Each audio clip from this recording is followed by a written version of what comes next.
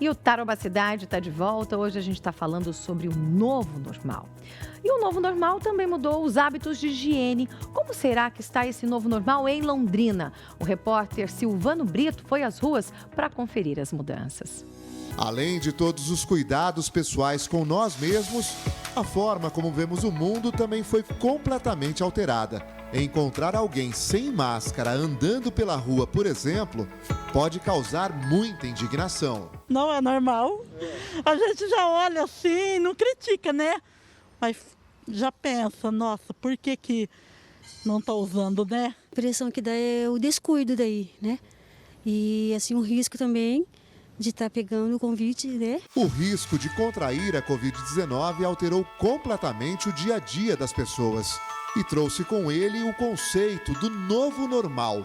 Uma forma de definir o que antes era estranho e agora faz parte do nosso cotidiano.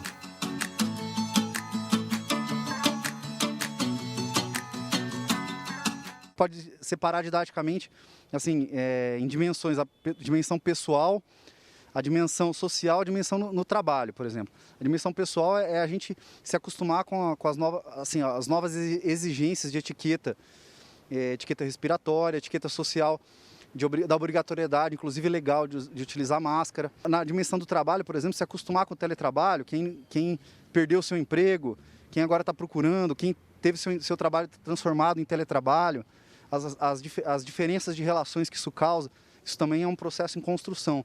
E socialmente tem a interação das pessoas nessas diferentes situações. Vamos voltar no tempo, não precisa muito. No início de 2020, você imaginava um repórter usando máscara enquanto aparece no vídeo?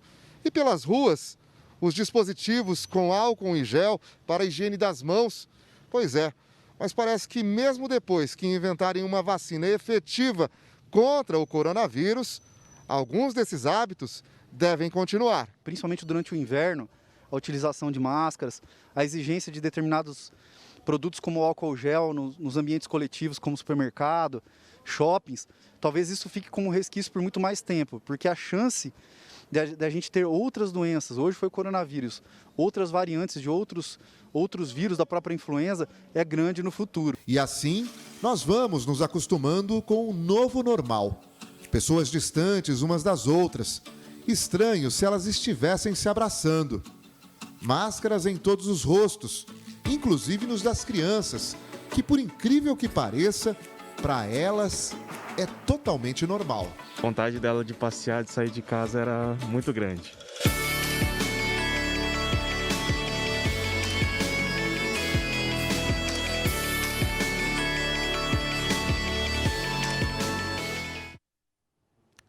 Esse é o nosso novo normal. Para falar sobre isso, a gente está aqui recebendo o Marco Kumura, consultor de empresa, e Paulo Breno, economista. E as pessoas estão mandando comentários no Facebook. Vamos ver? Coloca aí pra gente. Olha lá, o Valmir Santos. Isso é curto prazo. Logo, não terão pessoas trabalhando e com dinheiro no bolso para fazer essas mesmas compras online. É aquilo que a gente estava falando. Eu acho que você podia comentar aquilo, Paulo. Ô, Sara, na verdade, a gente estava até conversando aqui no intervalo. No fundo, a ruptura do normal, ele entra também nessa visão mais individualista, ou seja, eu estava muito preocupado com o meu eu. Tá. Agora eu tenho que me preocupar com os outros. Por quê? Se eu, consumidor, acabar deixando de comprar numa determinada loja, eu tendo condições nesse momento, eu acabo provocando uma demissão. Essa demissão vai deixar de comprar em outra loja e em algum momento a minha loja vai deixar de vender por causa dessa cadeia produtiva.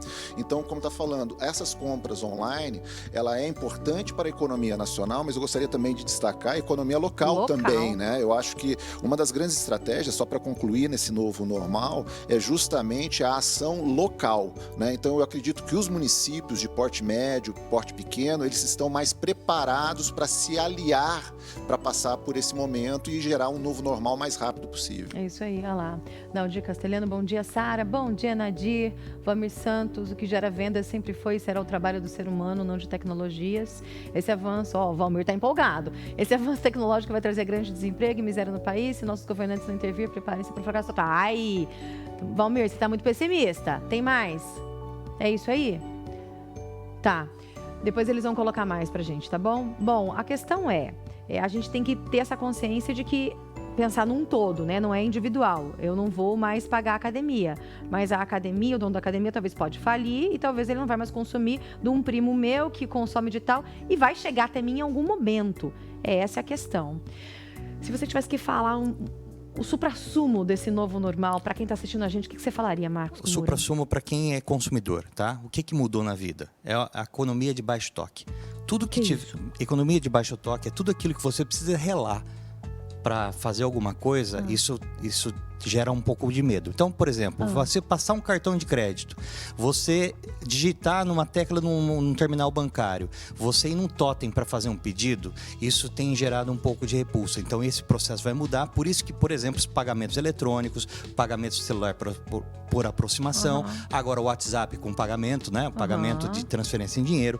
Todas essas formas de pagamento online vão explodir. E tudo aquilo que eu tiver pouco toque. Então, se você tem um negócio, você tem que pensar ele assim, o meu cliente, ele entra em contato com o quê? Hoje a gente lava as embalagens do supermercado quando chega em casa. Então a gente tem que começar a pensar que o consumidor está pensando muito nisso, nessa questão da higiene. A fabricação de imóveis, por exemplo, tem que ser mais laváveis, tem que ser mais limpos. Então tudo que você faz como empresa, você tem que repensar nessa economia de baixo toque, que o consumidor não quer relar em nada hoje. Esse é um ponto. E agora, essa questão de casa, a gente vai trabalhar em casa, mais em casa, a gente vai comer mais em casa, a gente vai se divertir mais em casa e a gente vai estudar mais em casa. Então, assim, a educação online e física, elas vão ter uma mescla. E tem que sofrer adaptações, porque eles não estavam preparados para isso. O divertimento online, por isso que o mercado de videogames já explodiu, e você vê, tem até campeonatos de videogame de Fórmula 1 online. Mas assim, esse é um grande mercado. A questão de comer comer em casa, esse pedir mais... Olha, eu comer online daí não ia engordar, ia ser uma coisa boa. Exatamente, comer online não dá, aí não inventaram isso ainda.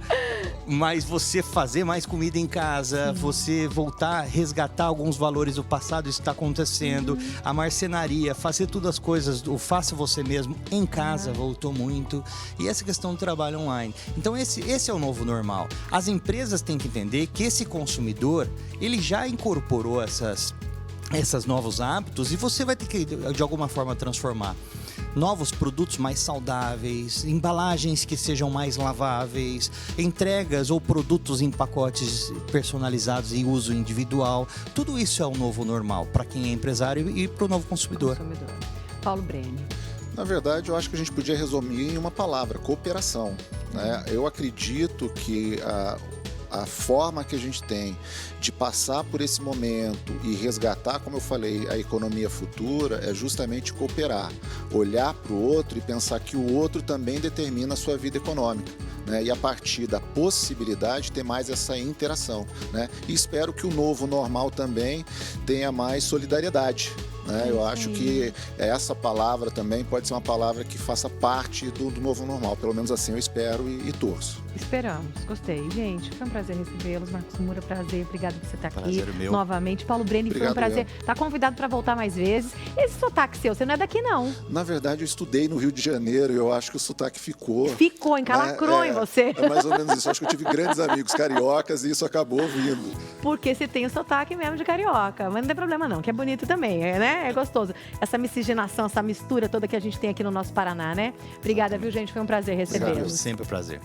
Bom, ainda nesse assunto que a gente está falando, todos nós, de alguma forma, estamos sendo atingidos pela pandemia do coronavírus. E as empresas, principalmente as menores, elas estão lutando com muitas dificuldades. E você, consumidor, pode ajudar comprando no comércio local. É hora de prestigiar as empresas da nossa cidade.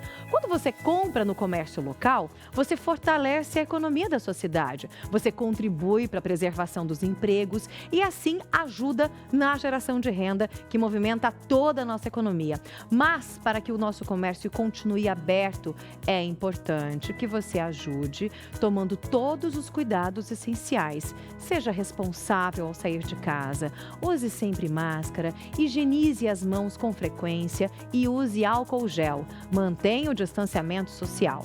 Sua atitude pode salvar a sua vida, a vida de quem você ama e ajudar a manter o nosso comércio aberto, a economia funcionando. o emprego e a saúde de todos nós. A nossa cidade agradece.